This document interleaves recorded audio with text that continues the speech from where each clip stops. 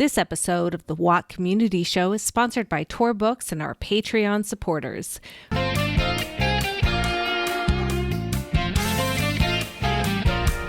I'm Thom. I'm Kitty. And I'm Ebony. Welcome to the Wheel of Time Community Show, produced by Dragonaut.com and sponsored by Tor Books, as well as our fabulous Patreon supporters. My name is Kitty, and I will be your host for this episode. There's been some exciting news related to Amazon Prime's upcoming Wheel of Time TV show. Maybe you've heard about it, or maybe not, but I'm excited to talk to you about it.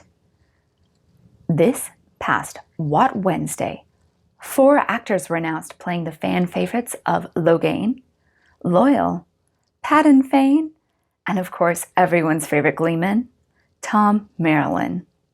They join a growing cast, bringing the total number of announced actors to 12. Let's recap each of these actors so far. Rosamund Pike. The actress best known for her Oscar-winning performance in the movie Gone Girl was the first actor announced for the show. She's of course playing the role of Moraine, as well as serving as one of the show's producers.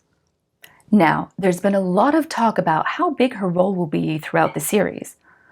All of the official press releases from Amazon and Sony have emphasized that the show will follow Moraine on her journey to discover and guide a group of young people, one of whom could be the fabled Dragon Reborn.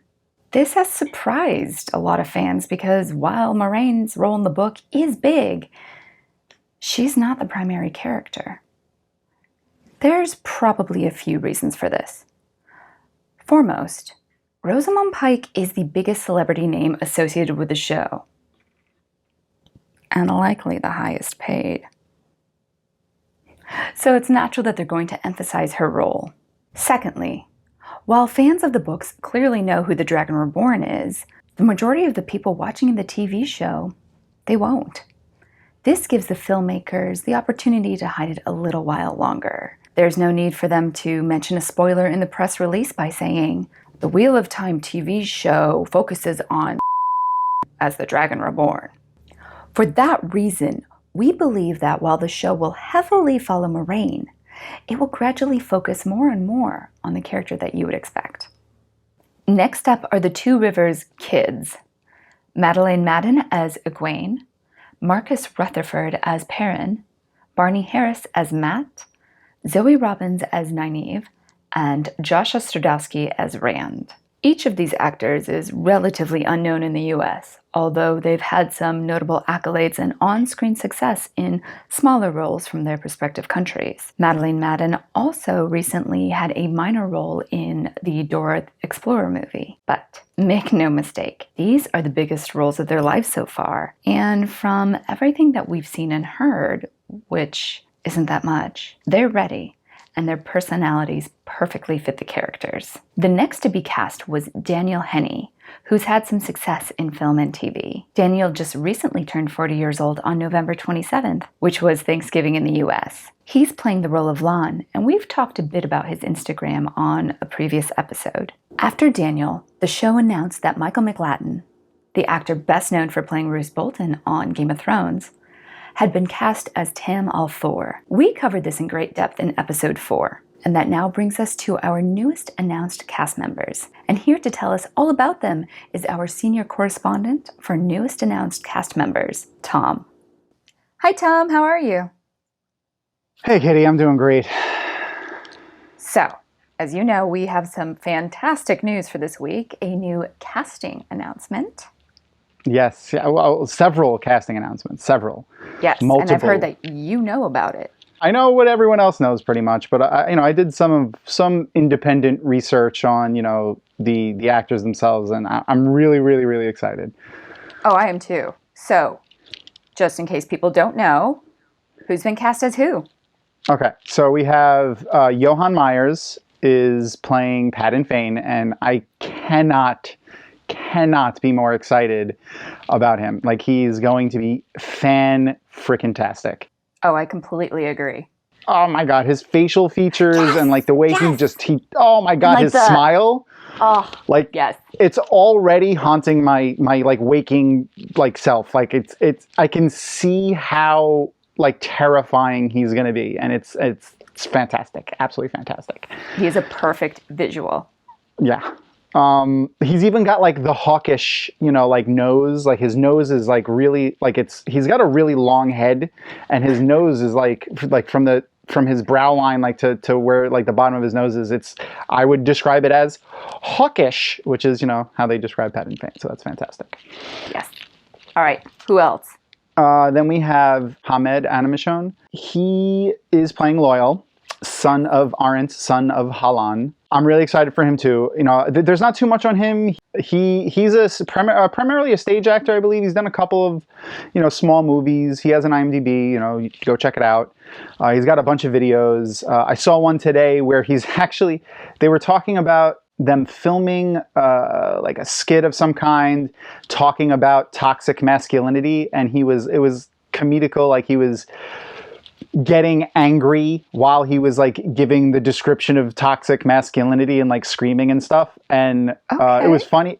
He was really funny. Like he was able to do that like well, and it was funny, but at the same time he was like getting angry and being loud, so up axes, the Trollocs are on the field. Like I already can hear him screaming that. Filming it today. Right, so like I was saying about my work, is taking me into the area of toxic masculinity, which is a huge problem, and we're shooting the short film to tackle it. And what is toxic masculinity? Well, that's a really good question. Toxic masculinity refers to traditional forms of masculinity. Hey! What? Do something about the box seats! It's going to be interesting to see what they do with him for his features. Are they going to go full out special effects? Are they going to make him more humanized? We don't know yet. Well, personally, I feel like, all of Hollywood, I feel like, and the smaller stuff, not smaller, Amazon, Netflix, all the streaming stuff, they're all doing so much more practical effects than they're doing, special effects now, because that's what people want to see. And honestly, it looks better. It doesn't age well. Special effects don't age well. I think they really started realizing that in the last 3 or 4 years. So perhaps prosthetics and makeup. Yeah, definitely. I could definitely see them doing heavy prosthetics with him. I feel a little bit bad because, that could take hours and hours and hours of prep time. So true, but it'll be worth it. Yeah, definitely. I can't wait to see the end result of him in costume, probably on stilts. I mean, he's tall. He's a big dude. He's like 6 foot something. But yeah, I hope they bump him up. Yeah, they definitely got to bump him up a bit for Ogier. They're the size of Trollocs usually, and sometimes bigger than Trollocs. And Trollocs are like 7, 8 feet tall. So he's got to be around up there. He's got to be like around 7, 8, even maybe higher than 8 feet tall. So I'm sure they'll do something with that. Yeah. All right, who's next? Next would be Alvaro Morte. He's done primarily Spanish-speaking stuff, like movies and TV shows and stuff like that. I watched a couple of them. He's got really good inflection. He does emotion very well. So I'm really interested to see him playing the part of Logain. All I can comment on is his, of course, pictures that I've seen.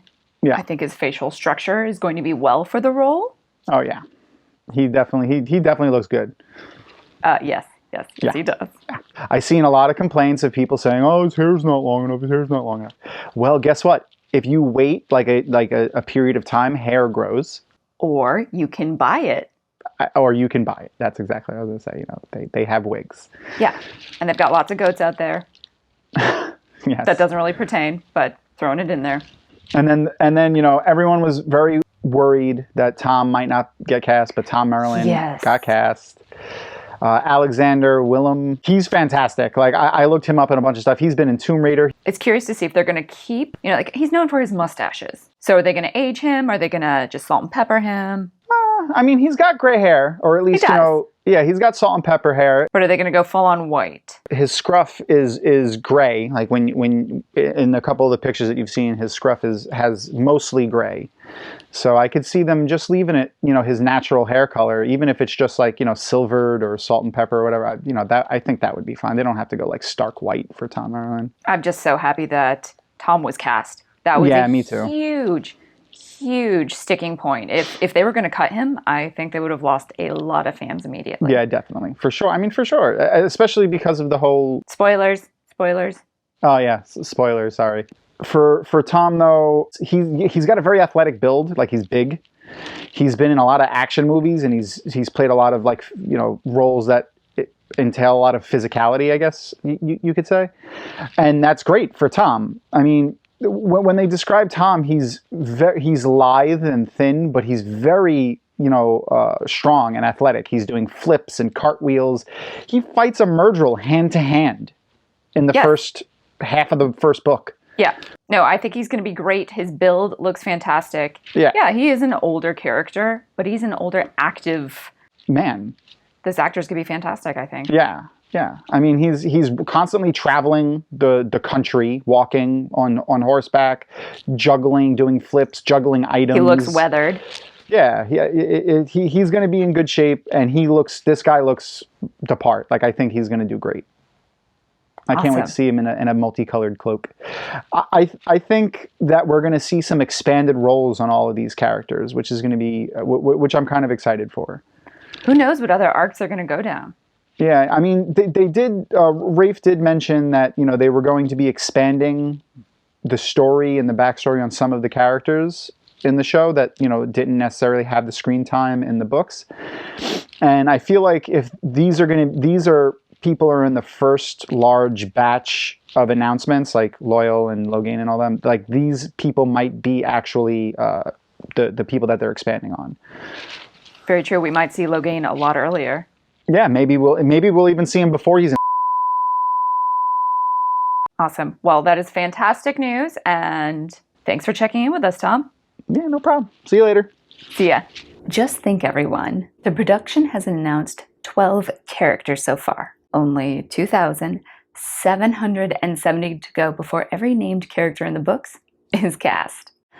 As the Wheel of Time shifts from primarily being a story on a printed page to the TV screen, one thing that's going to be really interesting to see is how the producers and actors decide to handle pronunciations and accents. None of the announced actors are American, so it seems unlikely that they'll speak with an American accent. But we won't know for sure until the first footage arrives, which we don't expect to happen for quite a long while.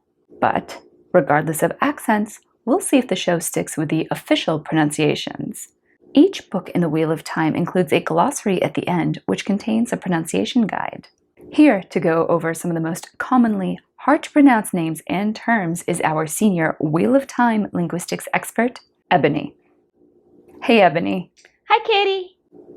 So tell us, what are some of the more challenging Wheel of Time names, and how do you properly pronounce them? Okay, I've got a list for you. Are you ready? In no particular order. Lawn. Wait, are you sure? I know. Most people pronounce it lan. Rhymes with van or pan. But according to the pronunciation guide in the back of the book, it's a soft A, so it would be pronounced lawn. Like the thing you mow at home. Lawn. Okay, I can get behind that. What are some others? I've got a few more for you. Nynaeve, Swan, Balsamon, Shanchan, Avienda, which happens to be my daughter's name. It's also the name of our show editor, Kathy's daughter. Torakin, Tavirin, Tarvalon, Murdral, Athian Mier, which is the Old Tongue name for the sea folk. Mogedian. I know there's some controversy about this one because they pronounce it two ways in the audiobook, but it's Mogedian. Aes Sedai, Teleron Riad, and Egwene. Okay, what about the inscription in Old Tongue on the Horn of Valere? Oh, you mean Tia Mia Ven Moradin is Yende Vandin. Okay, wow, I am impressed. You should be. Actually, I had to contact Team Jordan member Alan Romanchuk to get the pronunciation of that particular phrase. In fact, here is his flawless pronunciation of it. Tia mia ven moredin isainde vadin. Thanks, Ebony. See you next time, Kitty. During our last episode, we brought back a fan favorite to answer your questions about life and relationships. We had such a great time that we invited her to come back again. Please welcome the daughter of the night, Lanfear.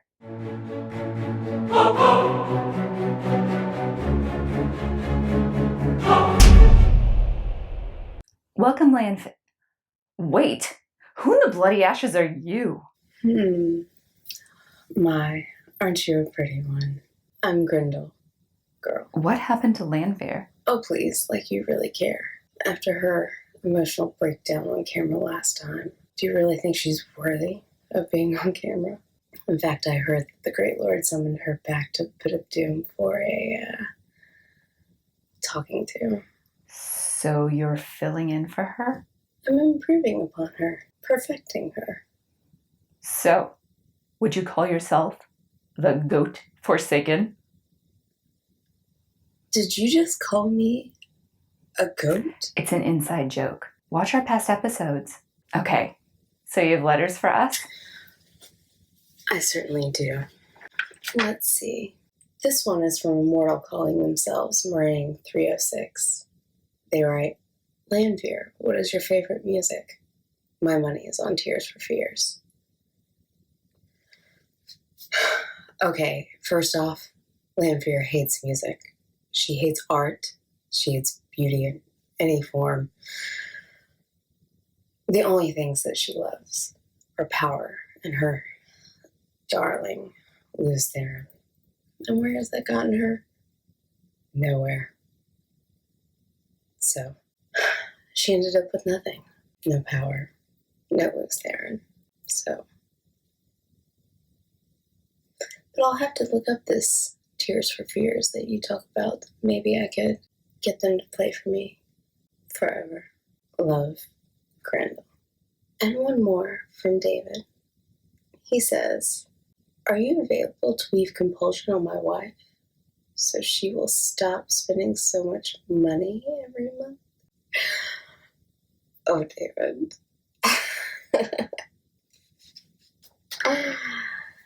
What you haven't realized yet is that your wife has already woven compulsion on you. Clearly, since she's getting what she wants. Maybe what you should do is give in to what she has clearly ordained you to do. Beg her for the gift of her presence. She is the greatest presence in your life. Bow before her. Grovel on your knees. Give her the adoration she clearly deserves, since you don't know what you're doing. Love, Grendel. Any more to share? No, I'm bored now.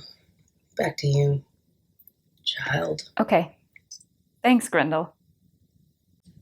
Let me know if you or any of the other fine show hosts want to become part of my entourage. I'm sure I could find a place for you. We'd have a lot of Ew. fun. No. Bye. And that's our show. Thank you so much for tuning in. Don't forget to subscribe, like, and share this video, and we'll see you in a couple of weeks. And if you have some questions for Lanfear to answer, assuming that she comes back, you can reply in the comments or post it on social media with #LoveLanfear, or you can email it to show@dragonmount.com. Until next time, I'm Kitty. Bye! If you enjoyed our show, give us a thumbs up, leave a comment, share this video on social media so that your friends and family who are in the Wheel of Time, or just fantasy in general, can check us out. Special thanks, as always, to Tor Books for sponsoring us, and of course to all of our lovely Patreon supporters. If you want to learn more about how our show is made, or get some additional insights into the Wheel of Time, become a Patreon supporter. We got a lot of big plans for the show, and all your contributions will go a long way into making them a reality. Don't forget to sub to the channel. That's all for now. Peace.